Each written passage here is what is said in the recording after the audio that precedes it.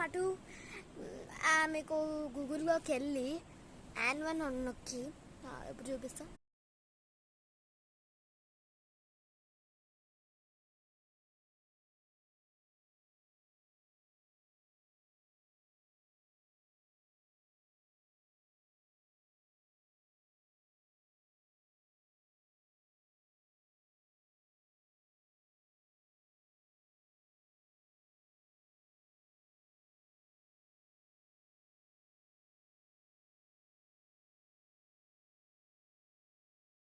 First 1 కాదు, second 1 నొక్కాలి.